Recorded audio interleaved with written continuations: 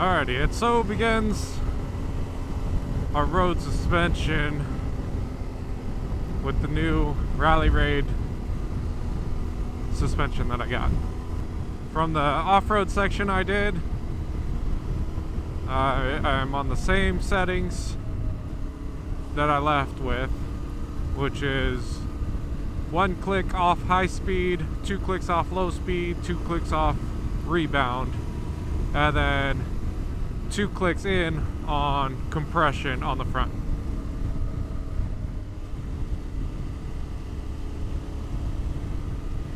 And the freeway ride to get here felt a little bit more pleasant. The back was a little bit softer, more compliant.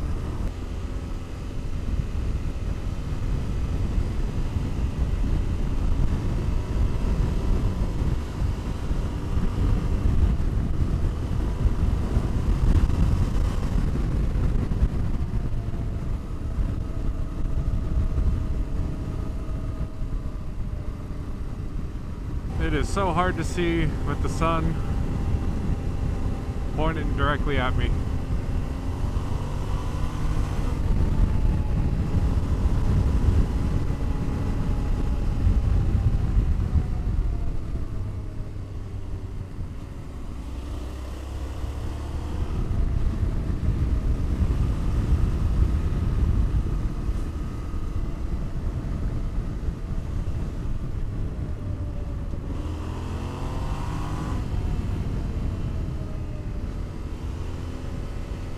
Wow, someone actually pulled off the road for me.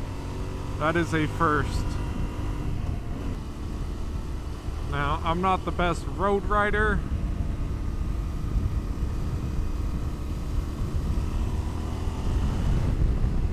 so I have an even harder time of what to look out for when it comes to suspension. But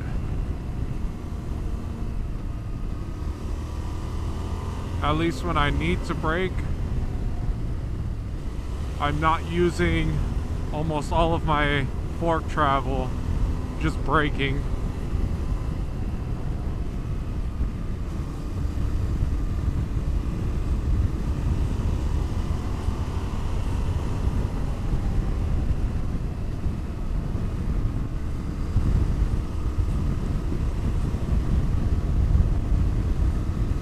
Plus, I'm not trying to ride too hard because I am on knobby tires. Seems to be handling pretty well. Even with those off-road settings I left it in. I don't even know that I need to change too much.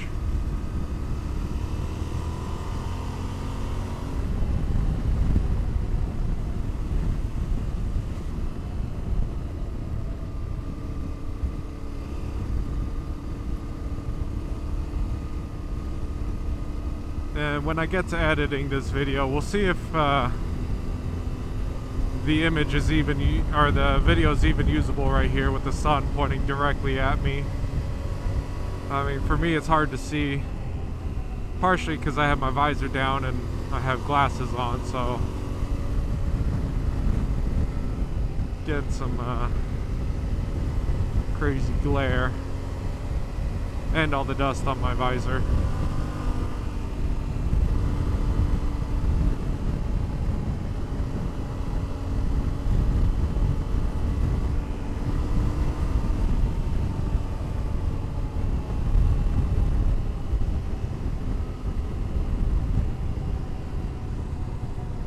That's all closed off. So yeah, I think what they're saying is Santiago is not going to be open until sometime 2025.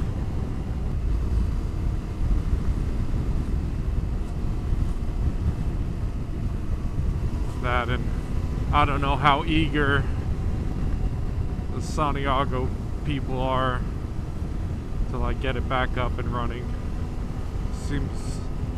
Seems to be closed pretty frequently. Here there's drama behind that whole situation. With this suspension compared to the other one, the stock suspension. On the stock, when I hit like 85-ish and up, the front end just didn't like it. Now, I don't know if, I mean, I never really tested the theory, but I don't know if it was because the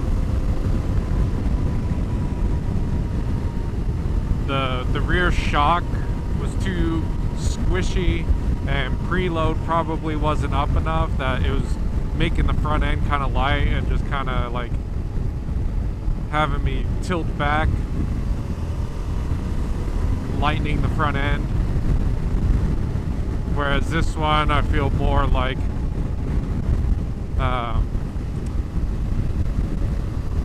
closer to the front wheel weight wise, and maybe a little bit more balanced now.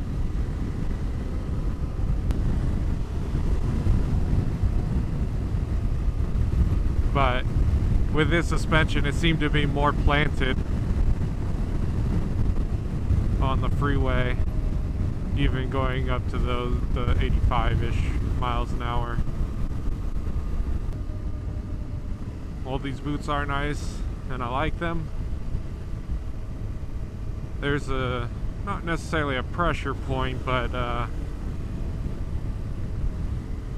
just kind of squeezing my foot just ever so slightly, enough for my my foot to cramp a little bit.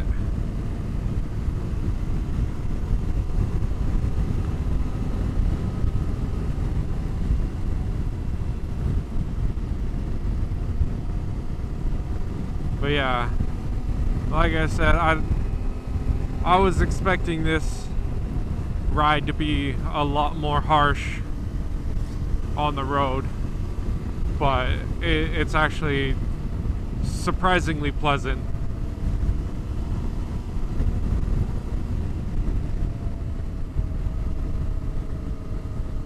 The suspension is pretty compliant, and while I didn't reset my O-ring to see where I'm at on it,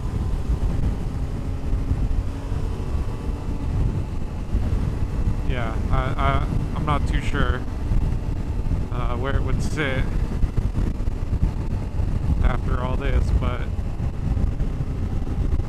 I don't even know that I need to adjust it too much. I'll have to get a second opinion though, see what other people might be feeling when they ride this bike,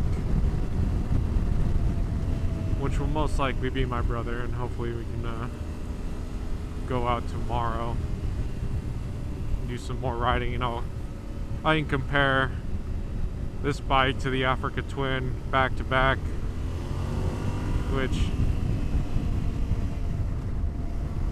I'm very interested to see, at least in terms of valving or damping wise, because I felt like the stock damping on the front, on the forks on this bike, plus the super soft springs, just didn't help this bike at all. It made it way too soft. And I'll see if I can attach a little clip I have.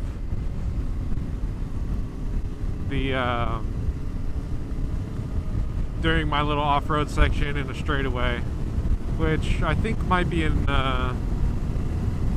one of my videos I upload, but I'll put the clip here again. You can see as I'm going down that main straight, I hit a section and the bike just loses it. It kind of doesn't know what to do and doesn't react all that well, and I get a nice wobble going.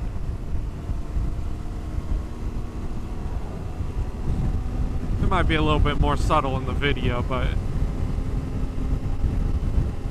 Where today, when I was doing like 50 down that straight, I was doing I felt very solid, just very compliant, just nothing out of the ordinary. Like I said, with the stock suspension, it just got way too upset, and I was doing 30 miles an hour, 35. It just didn't want to go any more than that without a little pucker factor. And yeah, getting that little bit of confidence just to ride a little bit harder through those kind of whooped out sections.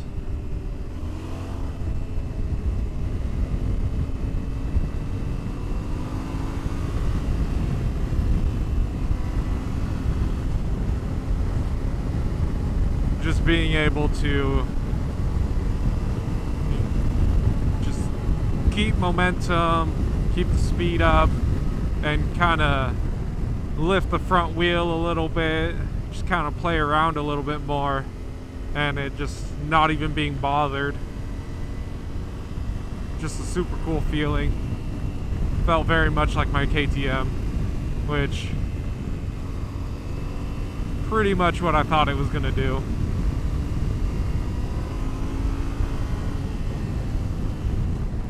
And yeah, one of my my worries doing the suspension was that I was going to push it too close to the KTM, and the road stuff would just kind of suffer. But I'm having no issues at all. I'm not getting any additional fatigue between the stock suspension and this suspension. I still get the same level of vibration, and I'm not being assaulted by the handlebars where it's just rebounding into my hand and just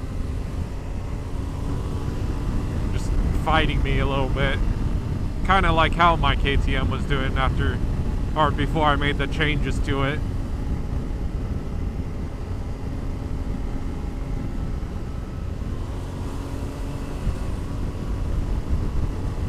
But straight away, with the settings they gave and whatnot, just bike felt great. Only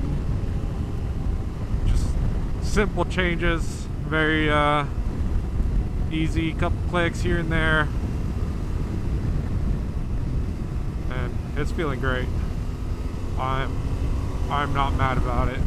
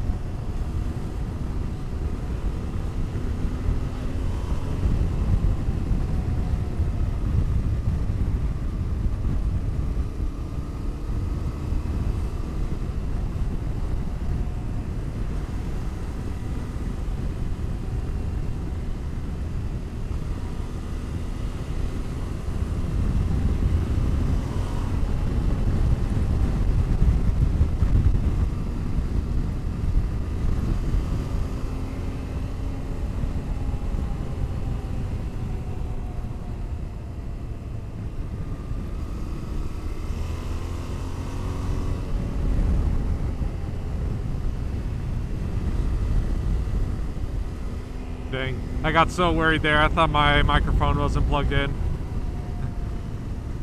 That would have been a disaster.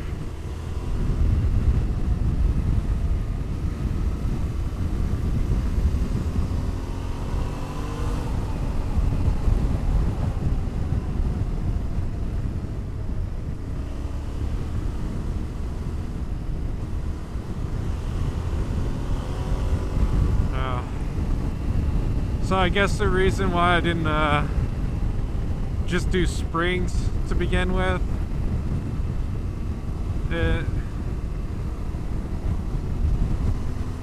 I was kind of worried it wasn't going to be enough. Yeah, it might have held me in the stroke a little bit better, a little bit higher up, but the valving wouldn't have been sufficient enough to make all that big of a difference, especially when it came to like those harder hits. Like, even though I did kind of bottom it out on the big jump,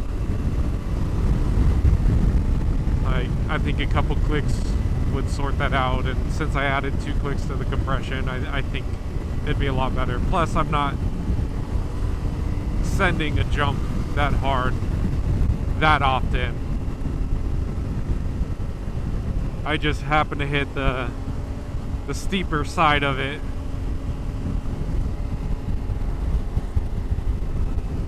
which gave me a little bit more air. Kind of wish I had the side footage of it, but what can you do? I'm only one man.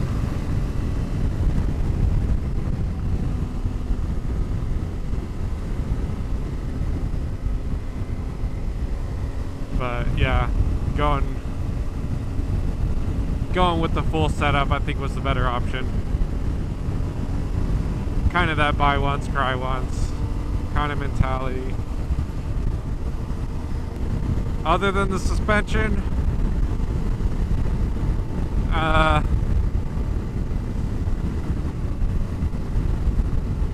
what do I got? I'm debating on foot pegs, just to get a little bit more grip. These aren't the worst things I felt. These are just the stock foot pegs. Not the worst, but maybe it could be a little bit better. Give me more grip.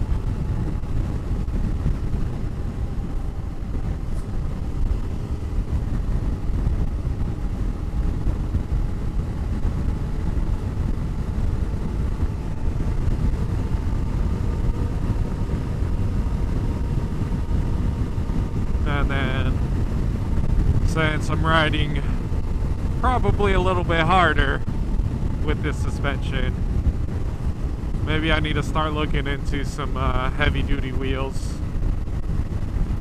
and maybe even consider going to a wheel that can handle a 140. Could be a route I take. I don't know. We'll have to see. I'll have to look into it more, see if someone else has done it. Ask them a couple questions. Because I still ride this bike on the road quite frequently. And by frequently, I mean all the time.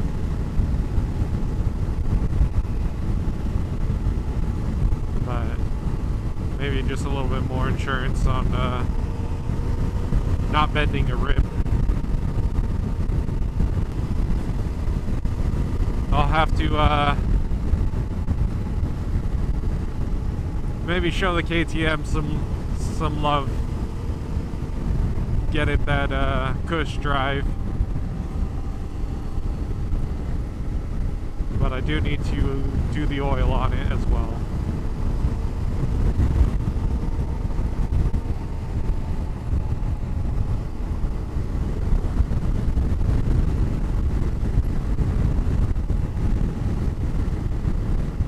Yeah, since we're stuck behind this line, just final thoughts. Yeah, suspension feels great. Definitely worth the price. And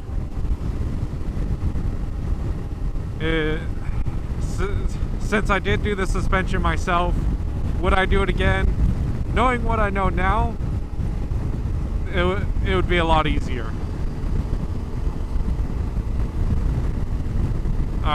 I could probably do it in a day, whereas this one took me several days just because I needed to kind of double check myself and get into contact with some people, wait for some tools and whatnot. But yeah, I would do the suspension myself. Definitely the rear for sure. That's just the drop in. That's the easiest thing. Front forks, completely doable. And I have no suspension experience. I was just going off of their instructions and watching a lot of videos. But yeah, I'll call the video there. Thanks for watching. Let me know if you have any questions on the suspension, and I'll do my best to answer. See ya.